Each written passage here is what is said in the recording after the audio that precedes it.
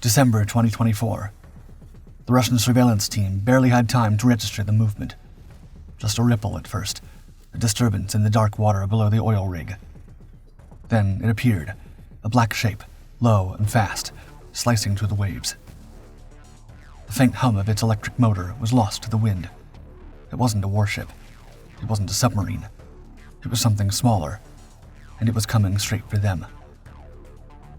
Alarms blared. Weapons swung into position. The platform's floodlights snapped on, their beams slicing across the water in search of the intruder. The object halted just beyond reach. But instead of detonating or attacking, a swarm of tiny shadows burst into the sky from its deck, zigzagging toward the platform. Russian troops struggled to track their movements. A second later, the first explosion shattered the night, then another and another. Fuel tanks burst, equipment erupted into flames, and shrapnel tore through the rig as soldiers dove for cover. The Russians had seen drone attacks before, but not like this.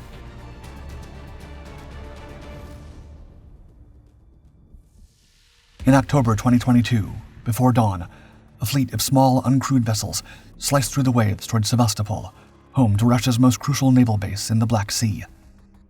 There was no radio chatter, no sign of life aboard, only machines moving on their own. Then the explosions began. Inside the harbor, Admiral Makarov, newly appointed flagship of the Black Sea Fleet after the Moskva's sinking, took a direct hit. The minesweeper Ivan Golyabets was struck as well. A fuel depot erupted in flames. Shrapnel tore through dockside infrastructure. Russian sailors scrambled to contain the damage, but the assault was far from over. For the first time in history, uncrewed surface vessels, or USVs, had breached a heavily fortified naval base, successfully striking multiple warships. Hours later, grainy black and white footage surfaced, recordings from the drone's onboard cameras, capturing the final moments before impact. The world watched as Ukraine, a nation without a functioning navy, disabled key Russian naval assets. The Russian Ministry of Defense insisted its forces had intercepted the drones, but the footage told a different story. The Black Sea Fleet was no longer invulnerable, and it had been put on notice. In the months that followed, Ukraine intensified its USV campaign across the Black Sea. By August 2023, the Rapuchka-class landing ship Olenigorsky Gornyak was struck near Novorossiysk, and its hull breached. Tugboats barely managed to drag it back to port before it sank. The patrol vessel Sergei Kotov wasn't as fortunate. Hit south of Crimea, it burned in open waters, another casualty in a fleet that was no longer safe, even within what had once been considered secure waters. Buoyed by success, Ukraine began upgrading its naval drones, equipping them with remote-controlled weapons, guns to repel patrol boats, and anti-aircraft missiles to counter helicopters. It was only a matter of time before they found a way to put drones on the drones.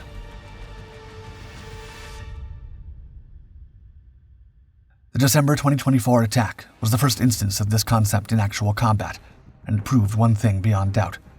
Ukraine had changed the game again. A single unmanned surface vessel, or USV, was no longer just an explosive payload. It was a force multiplier. The Russians had prepared for kamikaze USVs, but not for this, not for a system that could strike in waves rather than a single detonation. A month after the oil platform raid, on January 6th and 8th, USV drone carriers struck again, this time targeting Russian air defense vehicles and other military assets along the northern coast of Crimea. At least 3 Russian vehicles were reduced to smoldering wrecks. This was just the beginning. Since the early days of the war, Ukraine mastered the art of drone warfare on land. More recently, according to the Telegram, Ukrainian ground forces had begun deploying large uncrewed aerial vehicles, or UAVs, dubbed motherships. These sizable drones could release swarms of smaller first-person view, or FPV drones, mid-air, extending their range by over 10 miles and striking deep behind enemy lines. The logical next step is to bring this concept to the Black Sea. According to the Telegram, the Ukrainian Navy is now exploring the idea of a naval drone launching a UAV mothership, which would in turn release a swarm of FPV drones armed with explosives. If realized, this would enable a single USV to execute a multi-layered assault, essentially a remote joint operation. Instead of charging directly at a target, the USV could launch a UAV mothership at the edge of Russian-controlled waters. That UAV, flying low and fast, could then deploy multiple FPV drones at close range, striking radar stations, anti-aircraft positions, or logistics hubs before the main attack even began. By the time the USV resumed its advance, Russian defenses would already be weakened. The implications of this innovation are massive. While the United States has developed drone swarm doctrines on paper, Ukraine is likely to be the first to implement them in real combat. The sheer volume of incoming drones would render traditional defenses obsolete. Mines and torpedo nets were designed to stop submarines and warships, not swarms of small, autonomous attackers. Even advanced missile defense systems would struggle against dozens of cheap, fast-moving threats converging from multiple directions. Perhaps the most revolutionary aspect of this technology is its cost-effectiveness. Not only does it eliminate human casualties, but it also presents a staggering cost asymmetry. A Ukrainian USV cost around $250,000, a fraction of the price of a modern warship. An FPV drone costs approximately $500. Even if only a portion of these drones made it through, the financial and strategic damage to Russia would be immense.